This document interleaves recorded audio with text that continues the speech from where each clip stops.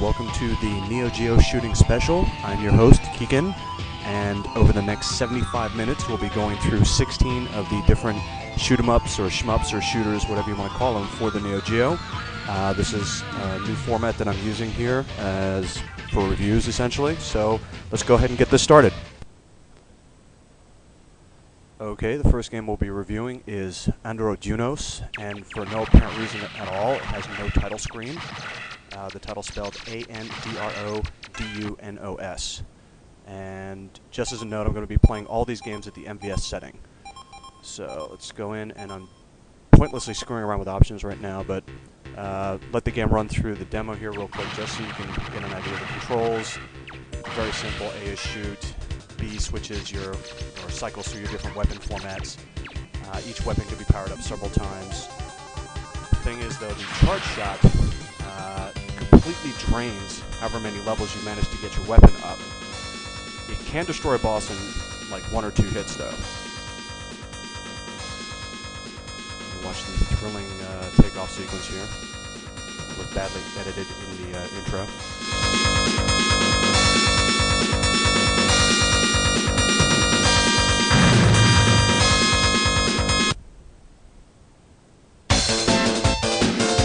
Okay, now Androgynos was one of the earliest shooters released for the Neo Geo. Not exactly the most intense game, not exactly the biggest when it comes to various 2D effects, special effects, heavy graphic manipulation. A couple levels we got some parallax scrolling going on and some scaling here and there, level 2 and level 3. But for the most part, it's pretty straightforward. That was quite a jump cut, but that's okay.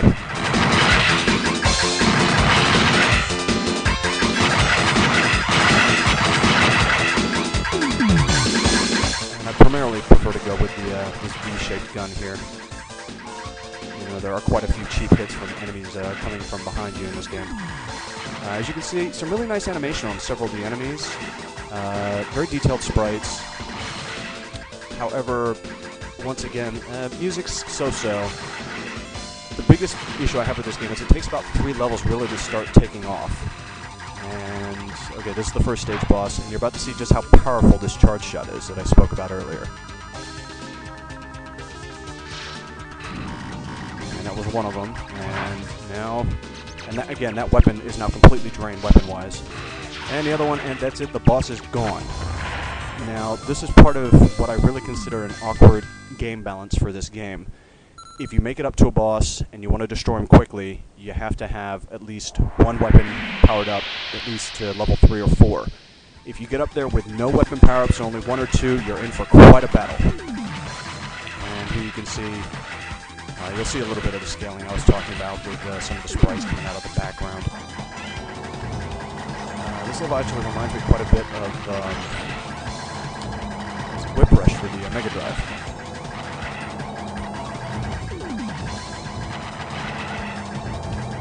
Now, I was about to say what this game's going to get, but I'll say right here, Life Force fans / Salamander fans, you'll probably get a kick out of this section. So what do I give this game? Well, it's a decent game, not the greatest thing. You can definitely tell that it's a first-generation title. Not the most impressive, but I'm going to go ahead and give it a 5. It's relatively average, and considering at the time when this came out that the Mega Drive and the PC Engine had a ton of great games that were far cheaper, far simpler, and were just much better. However, if you're willing to give Androgynos a level or 2, it does really get better.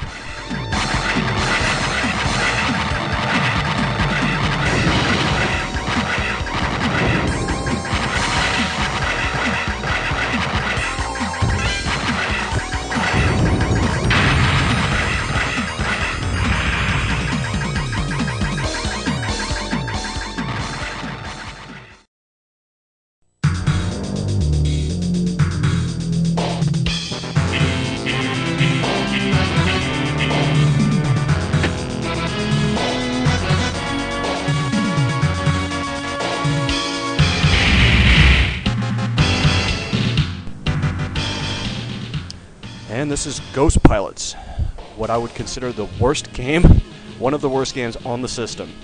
Really, I'm just going to start out and just say this game's getting a 3, and you're about to see why.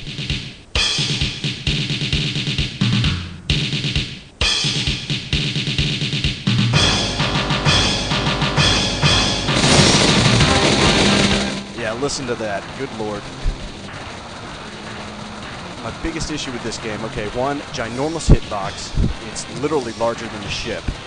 2, you start out so underpowered. 3, there's no kind of speed-ups in this game whatsoever, and your ship is about as sluggish as... And yeah, I just died right there because I died of boredom. Just every aspect of this game seems completely slow.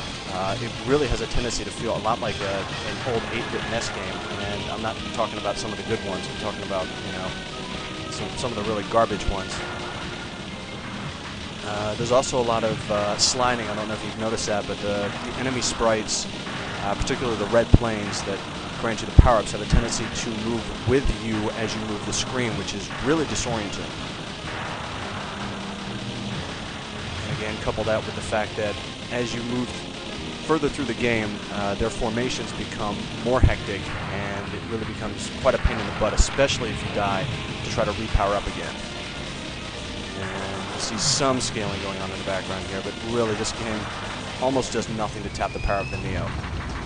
This really could have easily been done on another 16-bit system. I'm just demonstrating one of the napalm bomb here, which becomes available to you once you clear the first stage.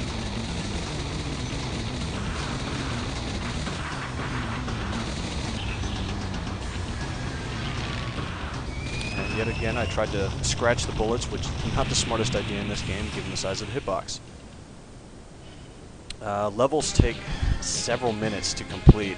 We're talking upwards of 10 minutes to go through some levels. As you can see, the game scrolls very slowly. It's just generally not very exciting.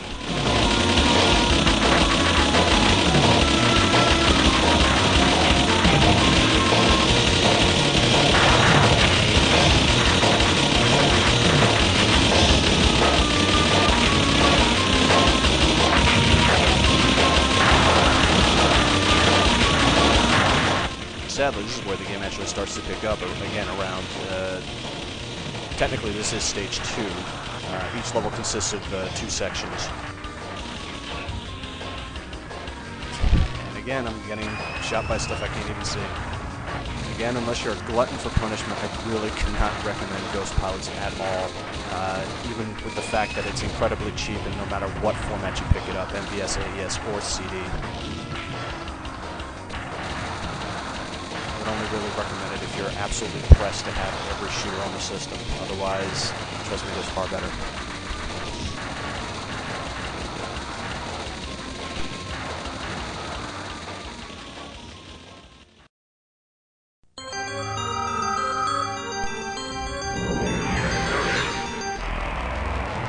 And this is ASO 2, or Asshole 2 as I like to call it, releasing the West's Alpha Mission 2.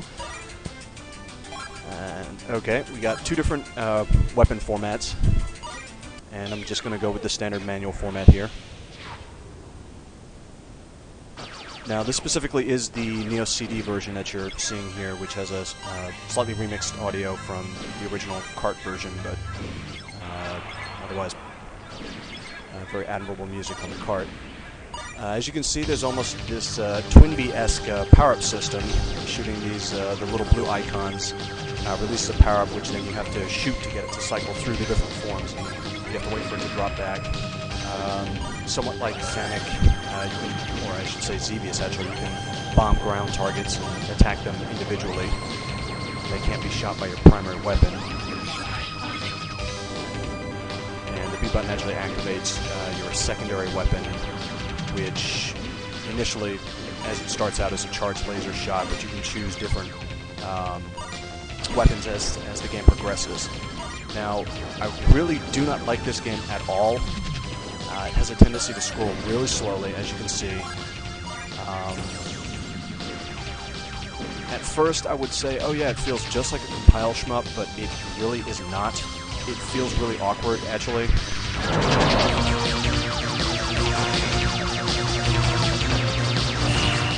just grow so bored of this game after about 2 levels.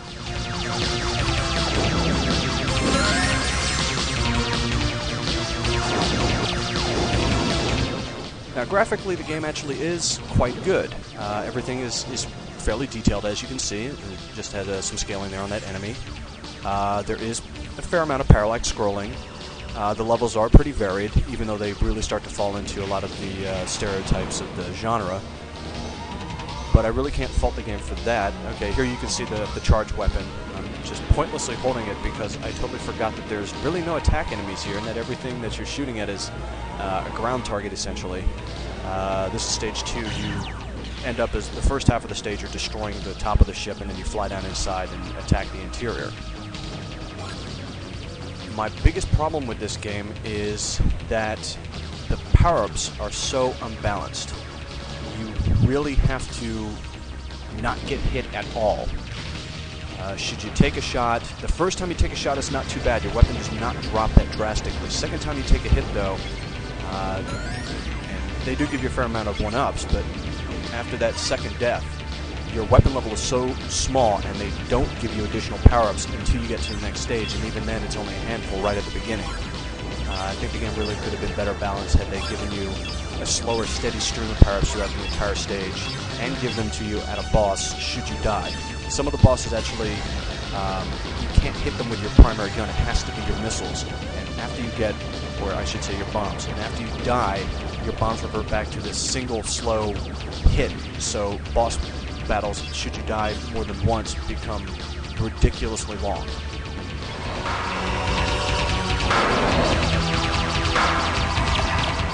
And this is actually one of the few bosses that you actually shoot with your primary gun.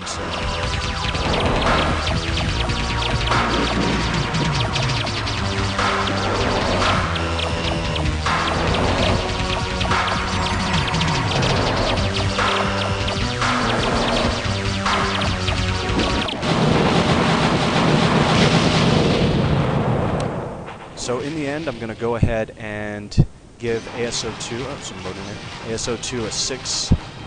Fairly decent game. I don't personally like it, but it was a step in the right direction considering when this came out. It was a very early release.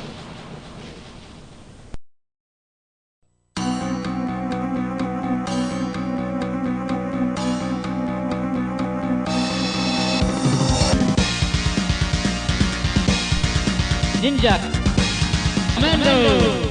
Love that pause there. This is Ninja Commando, and this specific layout is actually the MVS cart being run through the Phantom 1 converter. And this is, I don't know why it plays the boot up music there, by the way.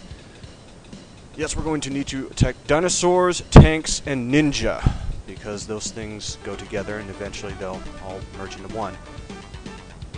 3 different shot types. You've got a spread type, forward focal type, and then sort of the half and half. I'm going to go with the girl who is the forward focal type. This is yet another game which causes you to jam the A button. And I went ahead and recorded the cinemas just because they're so goofy.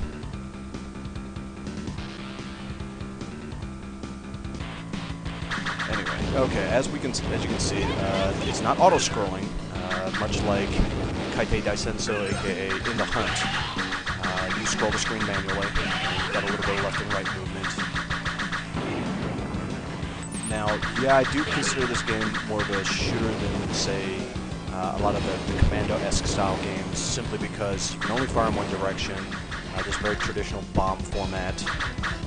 This is actually the first boss here, who is the only easy boss in this entire game. Now, my issue with this game, though, is that the characters are so huge on the screen, and your secondary dodge move takes forever to come out. Okay, now where did the guy go? He leaps right off the screen. Yet here he is inside.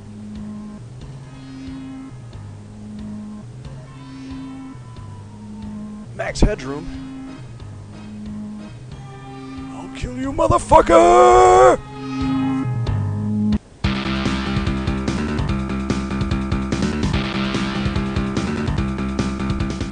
Man, and nobody drinks graphics. They're V8 in this game, I swear.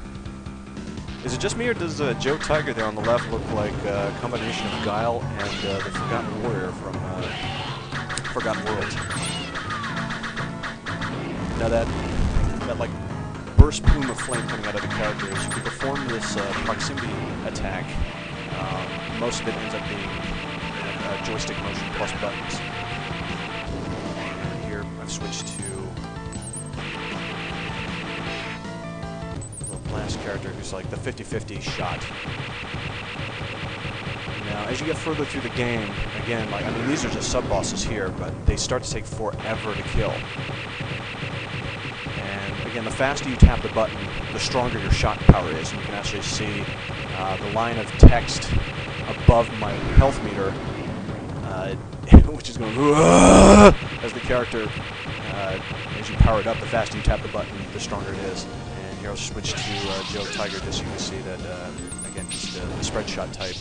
Now, your nuke or your bomb is actually reliant on your health, and it requires about, there you can see about a quarter of my bar to use a nuke. So you really have to be careful as to when you're going to go ahead and use one. You can see my health is just taking a beating there. So in the end, I'm going to go ahead and give Ninja Commando a 6.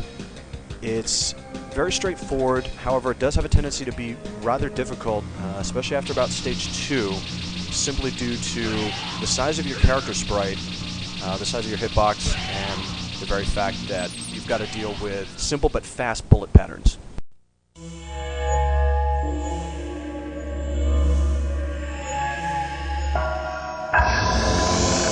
And this is Last Resort by SNK. This is actually the first Neo shooter that I got to play in the arcades. And setting up the options here. And this is specifically the Neo CD version that you're seeing in action, mainly because it's the cheapest. It has a remix soundtrack. But okay, look at that. Incredible. This game definitely looks like it was done by Nazca Team. You can just see that the whole bristling graphical effect that Nazca Team became famous for with R-Type and Metal Slug, Kaite Daisenso, just tons of detail. Very reminiscent, you know, heavily 16-bit, and this is probably one of my favorite books for any game out of this time period. And as you can see, this game borrows a lot from R-Type. You have to grab the main weapon part, which gives you the force pod there, which is actually what you fire when you use your charge shot. So you have to actually wait for it to return before you can charge up again. Now, as you can see here, there's two different types, the red and the blue. And the red one actually clings to walls and floors when you fire it, which makes this section a heck of a lot easier. It can also absorb bullets to help you out in a tight spot there. Now, the biggest problem with this game is that it slows down like a motherfucker, especially when there's a hell of a lot of stuff on screen. I mean, about 20 bullets on screen in this game is down to about 10 frames per second, maybe even that. It can be very helpful, though. But I mean, as you can see, just amazing amounts of detail on everything. Beautiful explosions, fantastic enemy design. And you can just see the frame rate is just dying. And I love the way the little guys fly out of the vehicles when you destroy them. Excellent soundtrack in this game. Again, this is the Neo CD version, however, the original cart does sound very good. I'm actually going to go through this whole boss battle sequence just to show off a lot of this game in general, just a lot of the effects that are used here. And this is honestly one of the first games that I could say really did start to push the Neo. It was earlier, which is why it has this suffering with a lot of the slowdown here, but just the sheer beauty of the graphics. I mean, even by today's standards, this game really does still hold up. So overall, I'm going to go ahead and rate the game now. It's going to get a 7. It's brutally difficult, just like R-Type, heavily reliant on continue points. Should you die, you're in trouble. If you're in 2-player, though, you have instant respawn, and that is the one nice thing about this game is it essentially is R-Type with the option of 2-player simultaneous, which actually most Neo shooters do have, is the 2-player option. In fact, there's only 1 or 2 that I can think of that don't. But in general, I mean, just a fantastic game. Has definitely kept up with age. Still looks fantastic, still difficult by today. There's actually 2 loops to this game. Good luck trying to get through the second one in a single credit. Just absolutely fantastic all around. Lots of parallax. This is stage 4 here. This actually has one of my favorite soundtracks in the whole game. So definitely, if you're a fan of the R-Type style of gameplay, I would definitely suggest that you pick this up. Again, available in all 3 formats, MVS, AVS, and CD. CD version you can probably have new for about $20, $25, $30 at most. So I'd say definitely, if you're a fan of this style of game, definitely pick up Last Resort.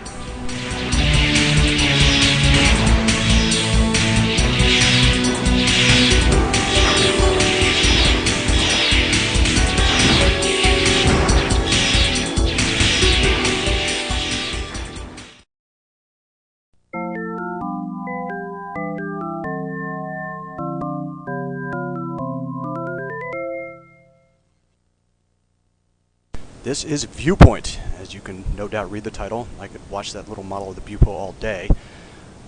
This is actually the, again, Neo CD version. Hey, sing along if you know the lyrics here. 1,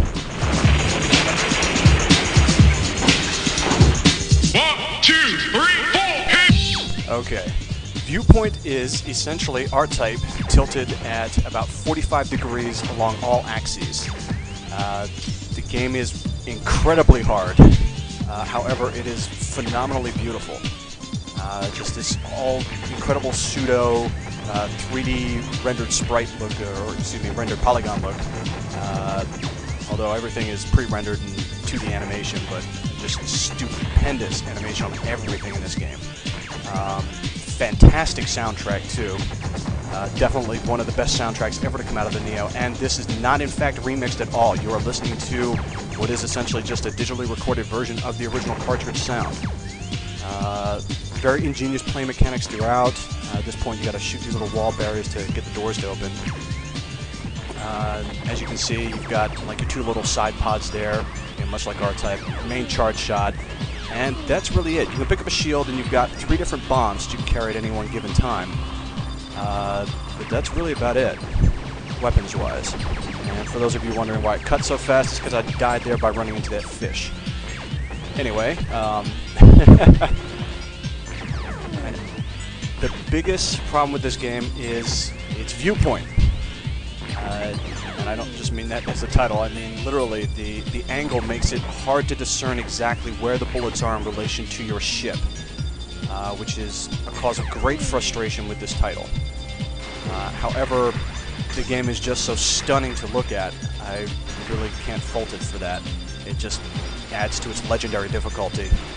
Those of you out there who really just play games that get released in this country and have been playing Ikaruga and think that that's difficult, you got another thing coming playing this game.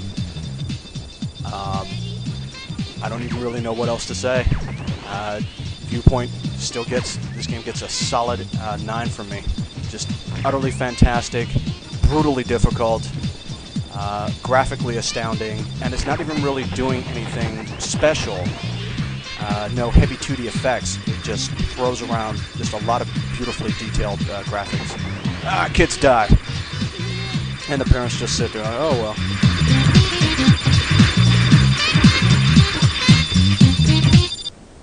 And by the way, that last track, just to say that jazz can work in a shooter if used correctly.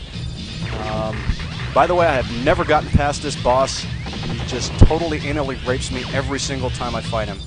This was actually one of the best little dodges I pulled off against him before he finally killed me. And after you kill this, there's a whole second form to go through, which is just devastating.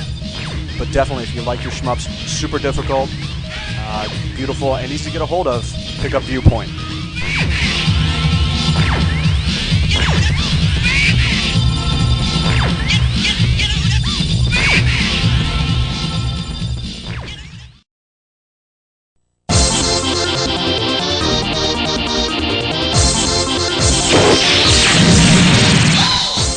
Operation Ragnarok, otherwise known as Z-Blade in the West, and MK's only shooter on the system here.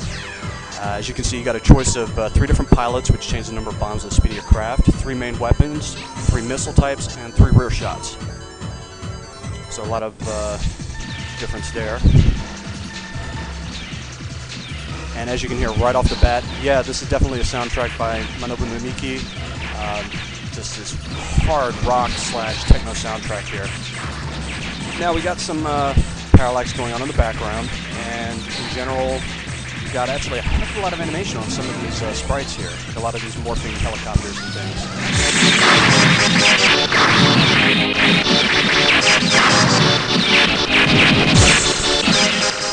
Now again, all your different weapons power up individually, and you can also actually power up your nuke as well. There's 2 levels to the bomb, and it eventually goes from just being like this thunderous ball to this large lightning blast. And this is actually the first boss here, and you're going to see a lot more of that heavy sectional sprite animation on this boss. That's just so awesome. I love the way that thing unfolds. Again, very intense soundtrack, definitely what you would expect out of your classic 16-bit shooter. Very reminiscent of stuff that Technosoft would come up with, actually. Not the most complex bullet patterns throughout this game, however, again, they're fairly close together, fairly large, and relatively fast on some of the later stages, actually. Really, level 1 is about the only easy stage in this game. No doubt, some of you, any fans of Gunstar Heroes or modes, mode 7 Force, get a kick out of this boss. Get a good load of parallax there in the background. This is stage 2. Now, I'm going to go ahead and give this game a 7. Graphically, it's not the most impressive thing that Neo has ever put out. However, it's certainly very bristling, not quite as a Last Resort that we just saw, but definitely that very traditional 16-bit look, very technological in appearance. I just bought it from the rear there. Again, solid, thunderous soundtrack on this one, and this is actually an MVS exclusive. There never was an AES card or Neo CD of this game.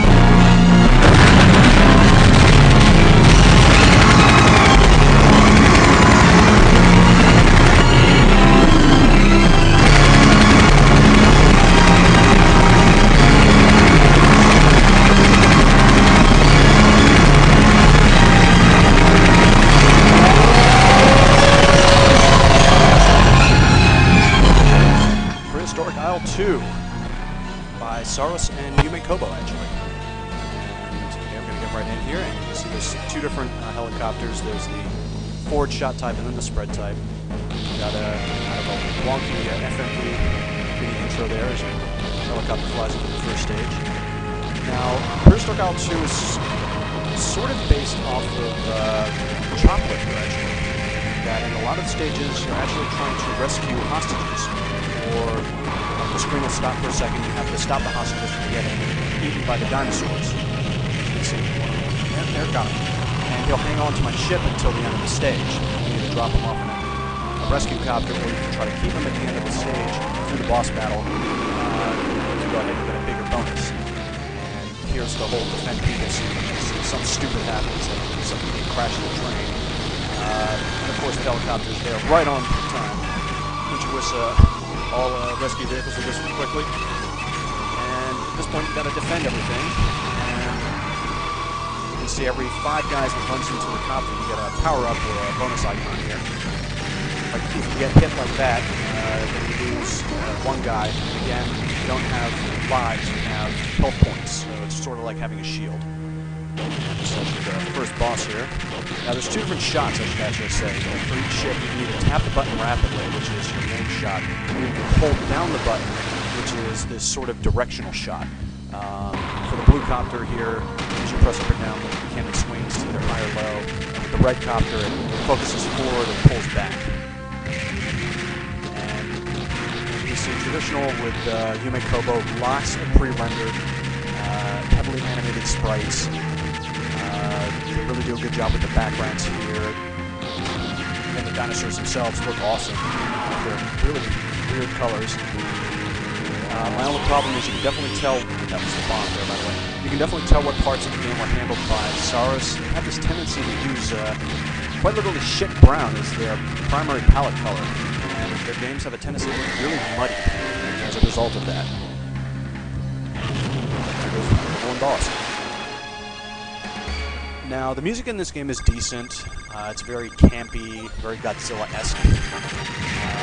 Graphics, as you can see, actually are quite good. If I'm not mistaken, this actually was the last shooter released on the system in 2000. I don't think any others came after this one.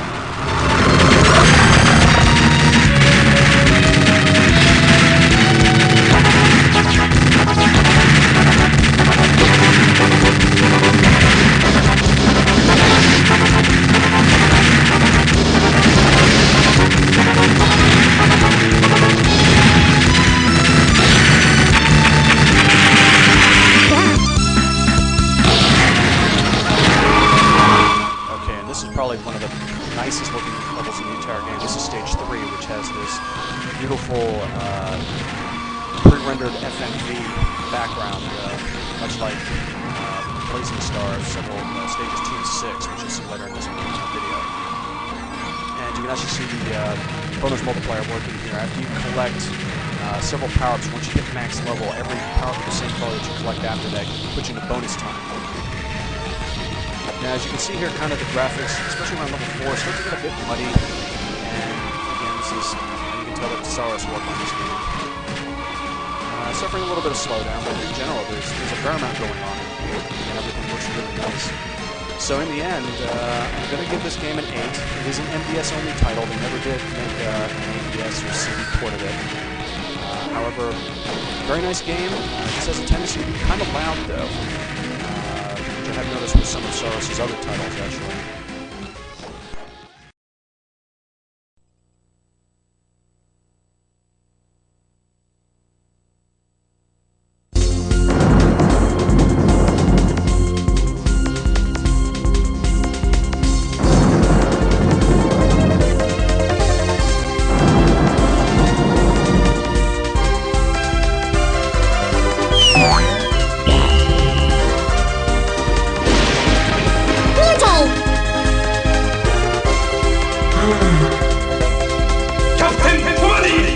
Captain Tomari by Visco.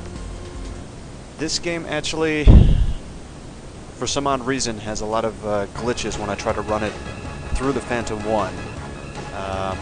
You're going to see like the whole little boot up sequence with explaining the controls here simply because it was difficult to capture footage from this game where the background didn't suddenly disappear except for about the left inch of the screen. Which was quite annoying. The game itself was still completely playable. I mean, all the character sprites and everything were still fine. It was just kind of annoying that, you know, it doesn't look good on video where all of a sudden, you know, the entire background turns black. But as you can see here, cycling through the different power formats and then the clone format, so you've actually got 2 guys, and can move them around, switch them up. And again, you know, A, left fist, B, right fist. Some really nice animation there before each stage, and that's pretty standard actually throughout the game. And yeah, as you just saw, that was quite quick out the front there, because in that stage, that background disappears about 2 seconds into the level. But right now you can see, though, this is about the closest that the Neo really has to Twin Beat, when you think about it. Very colorful, very bright, not really taking itself very seriously at all.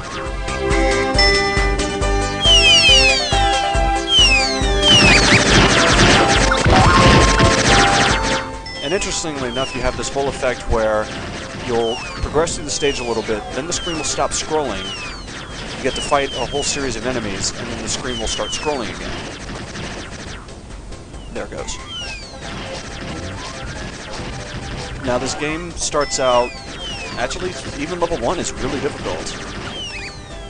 Don't be fooled by its cute appearance. The game really is quite tough. It really slows down though during, and there you can see actually a section of the background missing.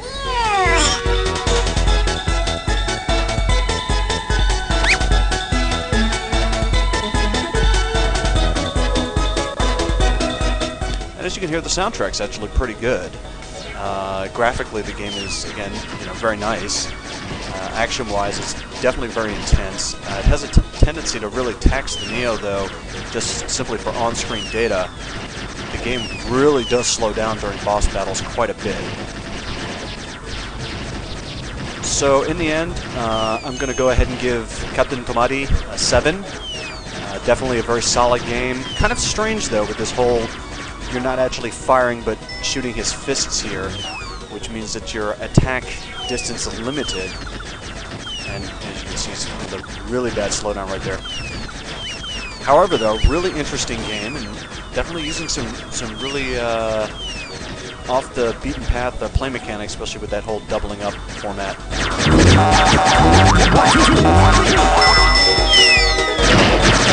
Oh, and one thing I should say is that this is an MVS-only release, along with the last game that we reviewed, actually, Prehistoric Isle 2.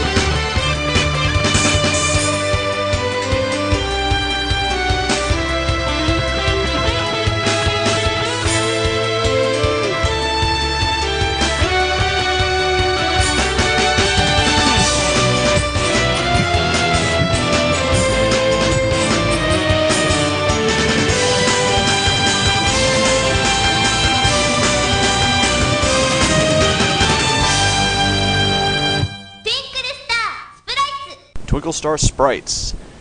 This is kind of a shooter/puzzle hybrid, actually.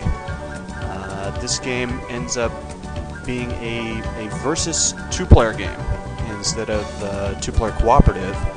The screen is, here, we're going into the story mode here, and your character, Load Rand, meets up with any of the miscreants throughout the game, and of course she pisses the shit out of them, so they challenge her to a duel, and then she has to blast her out of the sky, flying on her two little pigs here. Yan, yan, yan, yan. Now, this is actually the Neo CD version, and I've graciously removed the loading times, which are pretty bad actually on this game. And as you can see, again, the screen is split vertically, and there's two halves. Player 1 is on the left, player 2 is on the right. In this case, the CPU is controlling the right side, the player 2 side.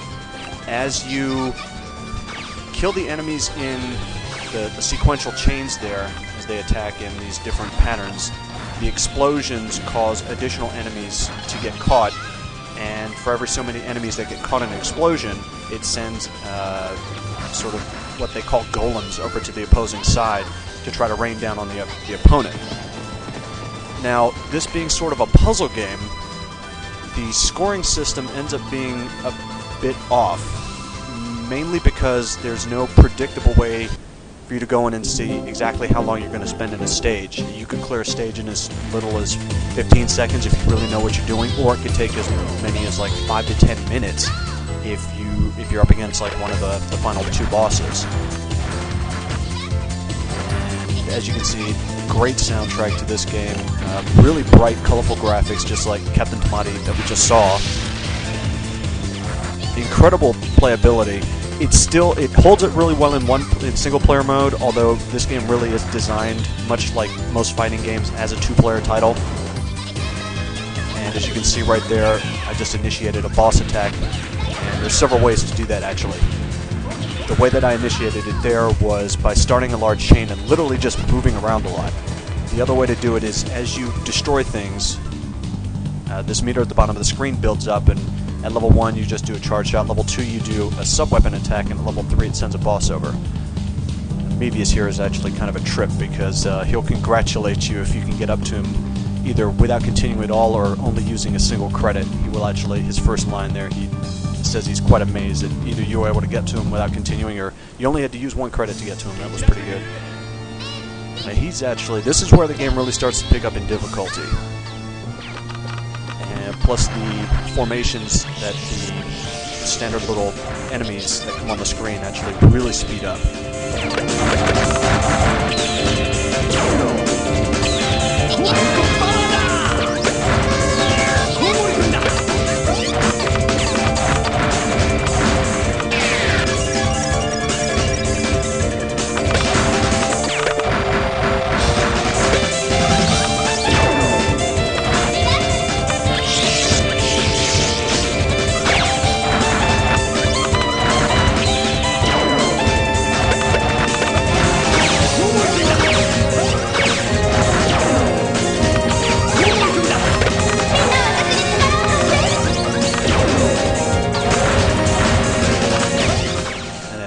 Definitely in these higher stages, the game just gets incredibly hectic.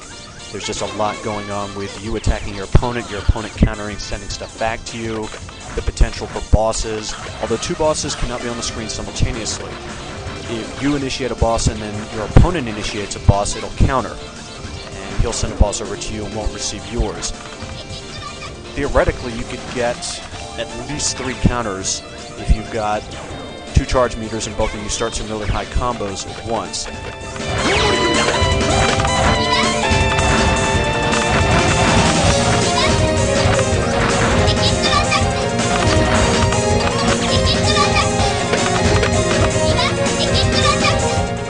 And this is actually, now that I think about it, one of the few Neo shooters that has been ported to other consoles. Currently, Twinkle Star Sprites is available both on the Saturn and the Dreamcast. However, both versions are actually rather expensive. Even the Neo CD version here is kind of expensive. Now, in the end, I'm definitely going to give this game an 8. Fantastic, superb title. Really sort of genre-defining, actually, as it tries to meld 2 genres and actually does a really good job of it.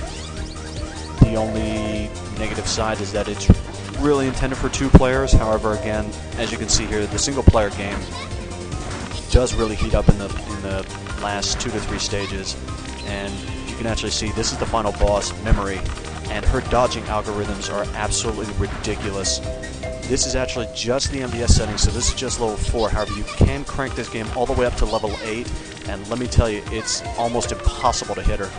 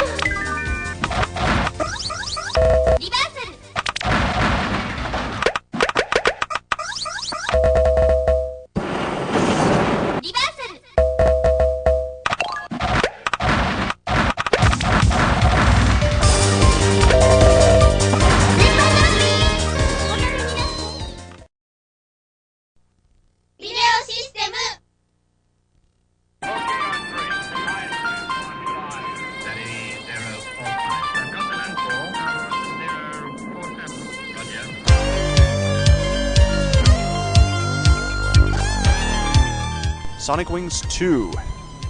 This is actually, apparently the company who created this video system, many of their members later went on to form Psycho. So the two companies have a very similar style of game. Now, as you can see here, plenty of pilots to choose from. I'm going to go with the Hanataka Daka lookalike guy here. And you get this little pointless exposition from your character between stages. Now, as you can see, the game is, rather standard graphically. It's not really doing anything too special. Bullet patterns aren't exactly off the hook. However, they do have a tendency to be very fast. Again, this game does use auto ranking. As you power up, enemies become stronger, more powerful. This specifically is the Neo CD version again. Loading times on this game are actually quite short. I thought about leaving them in initially, but didn't really want you to be sitting through an extra 6 or 7 seconds between levels, so. And as you can see, I mean, it's really straightforward fare. The game really doesn't do anything too spectacular. However, it is just a very well-designed shooter. Very nicely designed levels. Plenty of enemies. The odd thing is, though, is that the two versions released for the Neo Geo are the only two that feature a Yoko screen format or horizontal screen format like this. The original game, the special version, as well as the fifth game, are all Tate screen. And as you can see there, it was really nice, fantastic animation on that boss, and just awesome explosion there. And as you can see, like the game really starts to throwing quite a bit of stuff at you, come level 2 onwards. So it's not just a cakewalk throughout. It's only really the first boss who's a pushover.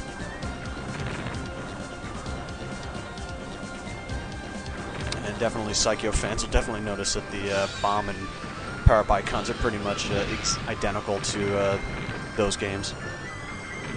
And this is actually one of my favorite stages here at the theme park, because watch what happens to this Ferris wheel over here.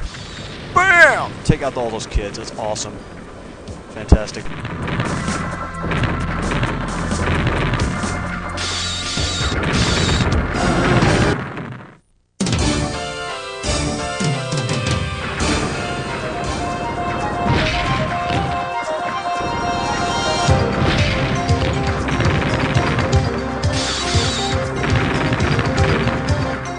In the end, Sonic Wings 2 nails a definite 7 for me.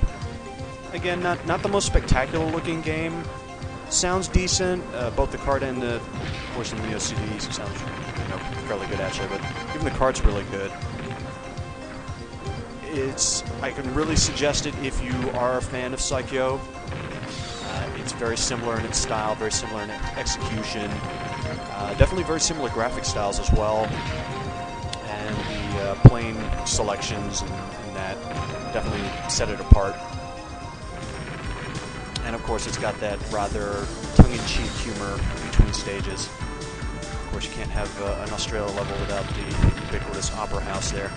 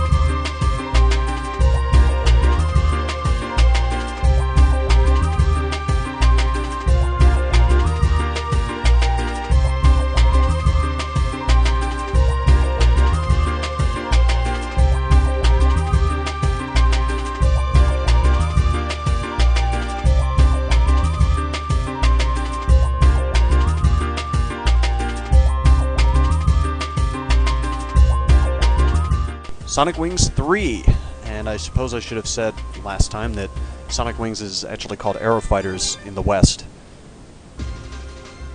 And once again, this nice varied selection of different pilots, different weapon types, different bombs. And because the timer's about to run out, I just went ahead and selected the black plane there, which actually has a sort of homing shot at the top, which is why I really like using it. Now, again, you can see it's just like Sonic Wings 2, really graphically. I mean, not a whole lot different.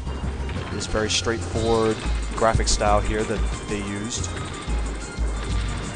Similar power-up setup. Again, auto-ranking system in full effect here. Relatively the same icons, same style of music. In fact, even some of the bosses from Part 2 are in this game as well. A couple of the stages appear here as well.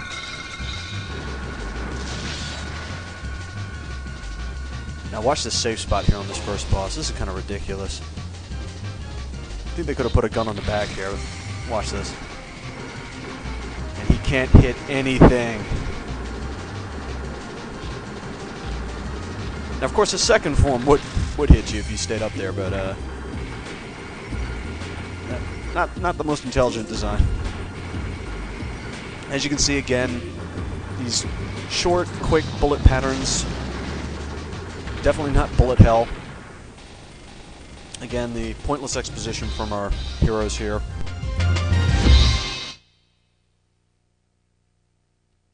I really happen to like this stage, actually, as you climb this Coliseum out in the desert. And it uses really nice vertical parallax scrolling, which is actually kind of cool. Very simple, but it works really well.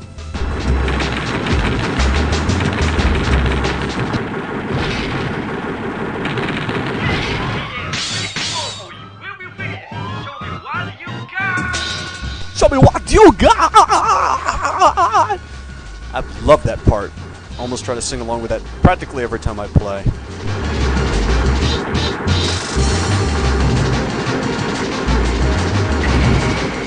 And already here in level 2 you can already see some heavy multi-jointed bosses here. Lots of different pieces to take apart bit by bit.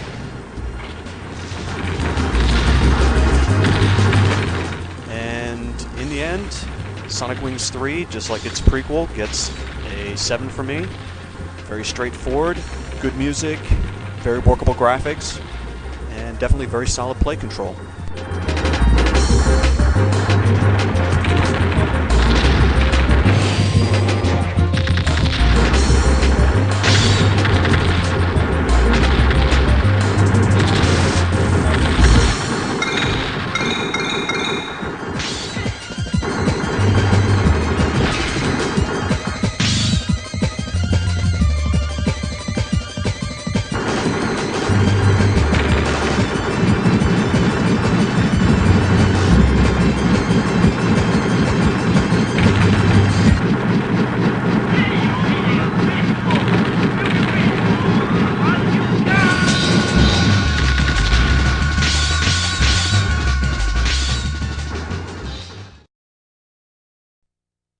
Chotet's Brickinger, aka Brickinger Ironclad.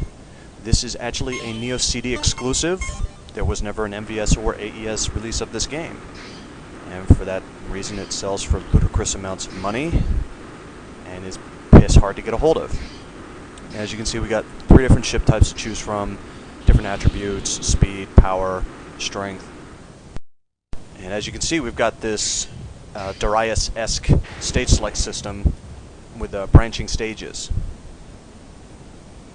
Now there was a hell of a lot of loading right there, about 20 to 30 seconds between stage, but I went ahead and edited that out. And yet again, as you can see, we've got this R-Type-esque play mechanic. I wonder why that could be. No doubt from the number of NASCA team employees who shifted over to SNK's various branches, as this game is by Saurus. The Brickinger itself is the little green unit sitting on the front of my ship there, and it's got 2 arms, a left arm and a right arm. Different power-ups, left arm power-up and a right arm power-up.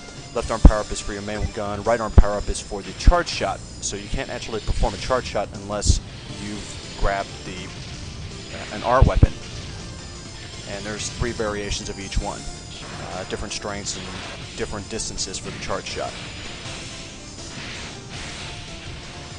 And as you can see, the game is kind of set at this skewed angle slightly. It's not like Viewpoint where it's along all axes, but we've got this shifted, almost overhead perspective, but also sort of from the side. This does have a tendency every now and again to make it kind of hard to discern exactly where the ship is in relation to enemies. And as you can see right there, the Brickinger, I released it on a charge. Hold down the B button, it draws the Brickinger back to you, or you can tap B button to release it. And here we are, part way through stage 2. Also, you do have a bomb if you tap C button, which totally again, nukes everything on the screen, but totally wipes out your power level of the Brickinger itself, reverting you back to just your default settings. You do have 4 different pieces of shield, and you can earn more as the game progresses. Should you get damaged, you'll lose whatever current weapon power-up level you actually have. It'll drop back like a level or 2, and a couple of power-ups will get dispersed from you, and the Brickinger will actually get knocked off the front of your ship. Now, there's a lot of variety actually in the levels here. And graphics, again with Saurus, you've got this muddy look to all the pre-rendering here, which really isn't necessary. But they kind of make up for it by having a lot of variety in the stages. As you can see here, we got this sideways scrolling, 45-degree angle scrolling downwards, and some nice parallax scrolling. Fair amount of enemies on screen, considering their size. The Brickinger itself is actually fairly large, along with your main ship. And you can shoot him off and have him sitting out there by his lonesome, and have him firing at the enemies individually from your own ship. And you can draw them around the screen again by tapping the B button every now and again if you want to put them into a different location. some enemies are actually firing specifically at the Brickinger, so it helps detach it at certain points. And there's actually a really cool parallax effect on the shadow of this, or reflection of this building coming up here shortly. Now the soundtrack to this game is really good, and it should be obvious as it's Neo CD exclusive, but Saurus actually really did spend a lot of time with the soundtrack and came up with some really nice tunes for this game. Graphically, again, it's a mixed bag. Being by Saurus means that so long as they're working in red, or shades of red, and brown, the game looks okay, but you start to get into like blues and greens, and then green looks like snot green, and blue has a tendency to look really shitty. This section is actually the final boss battle. One of them, actually, I should say. There's 4 different ones. And for those of you who can't read katakana, on top of like a little bubble that appears above the ship when I do the charge shot, it literally says Buri Kiken. So it's literally spelling the name of the Brickinger, the little robot, which is kind of a cute little addition there for the charge shot, instead of just using the standard sucking in, you know, lightning power or what have you. This stage in particular really looks pretty good given the FMV cycling background that they use for the specific stage. Although this boss is an utter pain in the fucking ass. In the end, Brickinger gets a 7. Very well laid out, good level structure, very varied, however, rather poor graphics, but really good music, so it's sort of a balance.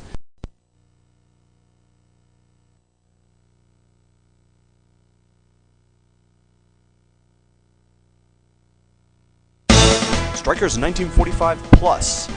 This is Psycho's actual one individual release for the system.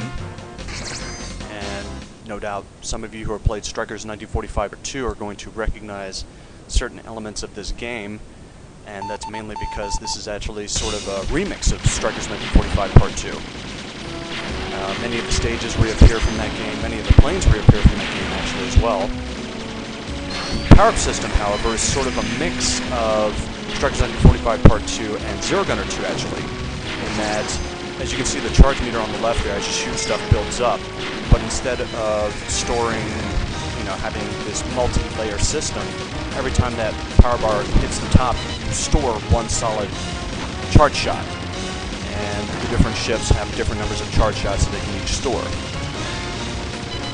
Now, oddly again, this being a Neo release, they went with the Yoko screen format, and they actually truncated it like they did for when they ported like Strikers 1945 Part 1 and Part 2 to home consoles. The original Mode 1, which is sort of this 80% screen format, is essentially what they've done here, and with the bosses that have reappeared, they've done a lot of remapping all the bullet patterns. So just because you think you know Strikers 1945 Part 2, trust me, this game will hand you your ass very quickly, because it is rather different.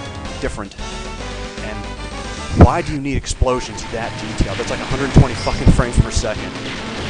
And as you can see, this is only stage 1-4, and things are already getting really friggin' hectic nearly right out the start in this game. Loop 2 is utter hell. But again, many of the same scoring tactics that you'd see in any of the other Psycho games period are on display here. Music is very reminiscent of what they produced on their different arcade boards and different home systems. One thing to note though is that the bombs do come out kind of slowly, so you really have to sort of give yourself at least about half a second notice. You can't just quickly bring in the bullet to hopefully cancel death. No doubt, again, Strikers 1945 Part 2 fans, take note. This boss certainly does look very familiar, although the bullet patterns are, for the most part, completely different. And these are actually real pain in the ass to dodge. And yeah, I just bit it right there.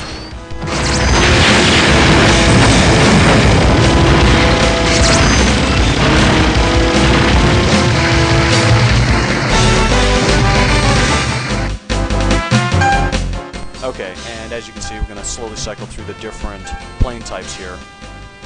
And most of these, the Fiat is actually brand new. There's actually a 7th ship as well, the Ascender. And the Fiat is actually the closest that I've ever seen this series get to Ein from the Sengoku Blade / Sengoku Ace and Gunbird 2. So in the end, Strikers 1945 Plus gets an 8 from me. Again, that very hard, gritty, psychographic style, which I do happen to like. These almost militaresque marches for the soundtrack. Solid play, although the game is really difficult. I definitely put it as one of Psycho's more difficult titles. It just happens, though, to be a remix, which is sort of what's keeping it down a couple of notches. Had it not been more of just a redux of Part 2, I probably would have scored it higher.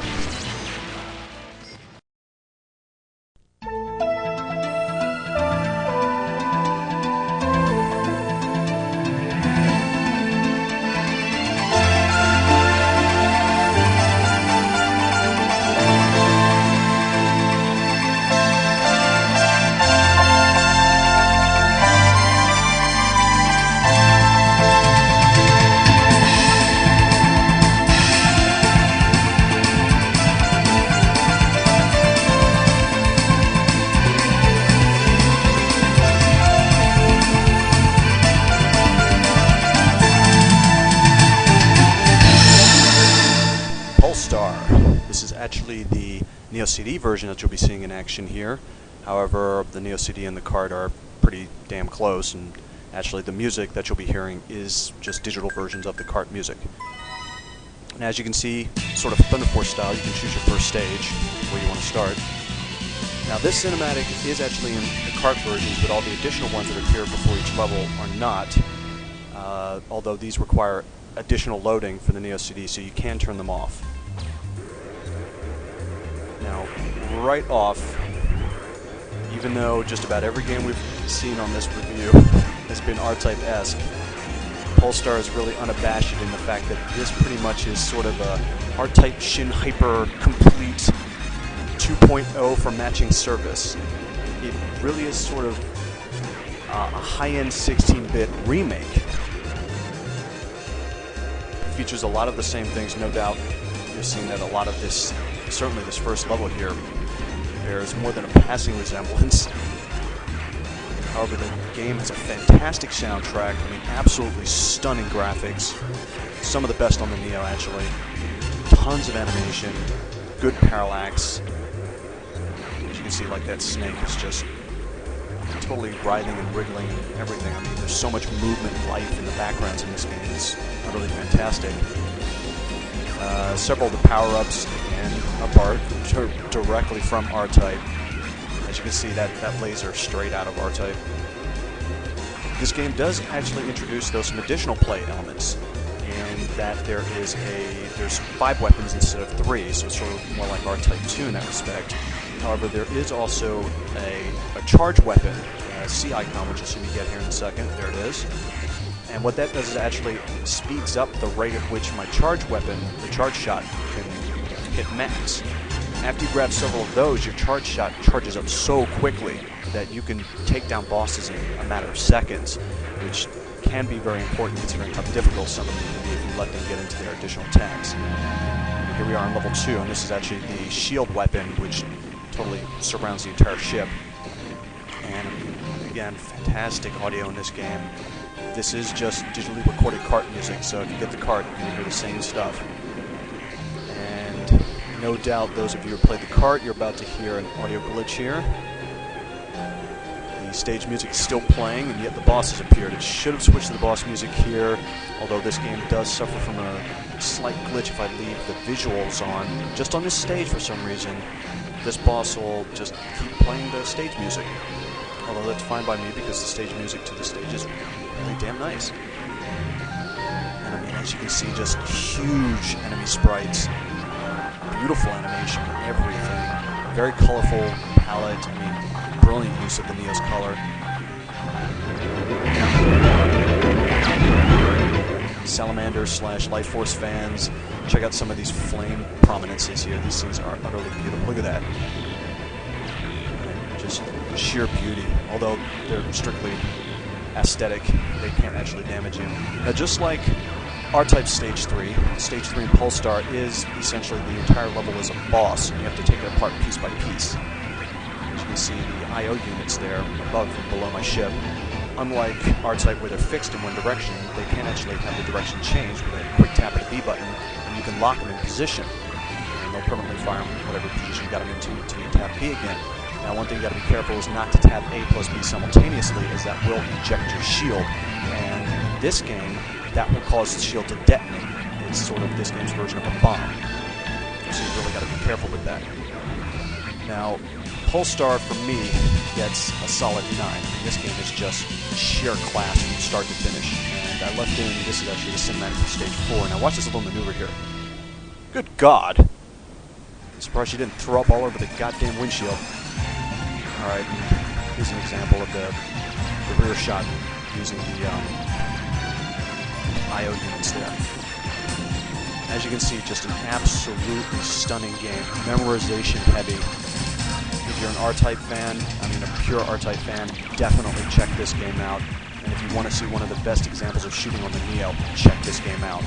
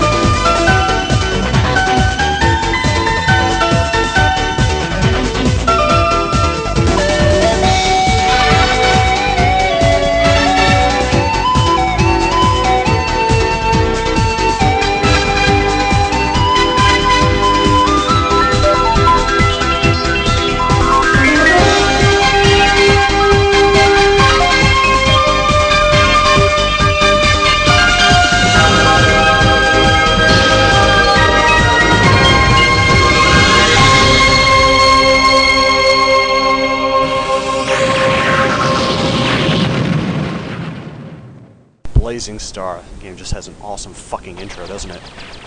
This is, in my opinion, the best Neo shooter that is available for any of the platforms. 6 different ships to choose from, and as you can see, just fantastic pre-rendered animation on everything. Awesome character design, and in fact, the ship from Polestar making a cameo appearance here. I'm going to go with the Windina. Get ready! Now, stage 1 starts out rather calm. However, it picks up about halfway through the stage, and that's about the last calm moment you will ever see in this game. After that, it really starts to get heavily intense, and certainly by stage 3, they're throwing tons of stuff at you. Now, beautiful use of the Neo's color palette in this game. Utterly stunning, bright, colorful graphics.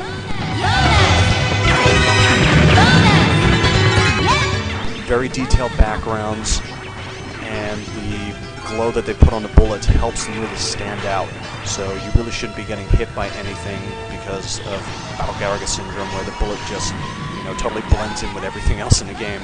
And there's this simplistic power system at work here. As you grab power-up items, you increase this level of the meter in the lower left, and you can extend your charge shot. Several different scoring systems at work in this game. You got the lucky panels, you got the floating little lemons with wings there, which are different levels of multipliers. You've got your charge shot multiplier. Once you release your charge shot, as enemies continue to plow into it, the value goes up. So there's a lot of scoring potential in this game. As you can see from the background here, I mean, just Yume Kobo just abused the hell out of the Neo and throw around just some utterly beautiful effects. That stage in particular, stage 2, has one of the nicest backgrounds I've ever seen the Neo produce. Here at the stage 3 boss, and we're using the Ariustein, which nobody appears to be able to say correctly. Again, as you can see, this is probably actually, aside from Strikes 1945 Plus and the second loop, this is actually the closest you get to bullet hell on the Neo. I mean, there's just so much stuff that these bosses, by stage 3 here, will start throwing at you. And if you really want to see more stuff, you can even crank up the difficulty. This is the MVS, however you can go even higher. Fantastic soundtrack to this game. There's no single bad track at all musically. Here we are in stage 4, and this is the Dino 246, the Polestar craft. just demonstrating how different this one is, and that, yeah, it retains its shield just like it has in Pulstar. Although I'm not very good with the ship at all.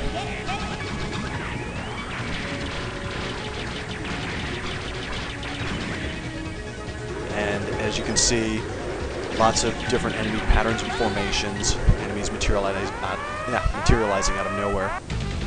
And I'm going to end the video here with this battle against the Stage 5 boss with the Hellhound. And yeah, we've come to the conclusion of the show. I'm kind of saddened by it too, but I hope you saw some games that you really enjoyed, and I hope you try to track down some of them, certainly. Give them a whirl. Some of the Neo's best games actually happen to be its handful of shooters. So in the end, Blazing Star will take a 10 from me. This really is, to me, shooting perfection on the Neo. Just an absolutely stunning game. So much that you can do, so much scoring systems to abuse. Utterly beautiful design. Fantastic variety in the ships and the enemy craft. And just overall, just one fantastic experience. Thank you for watching. I hope you enjoyed what you saw. And perhaps in the future I'll be able to do another video like this. Thank you.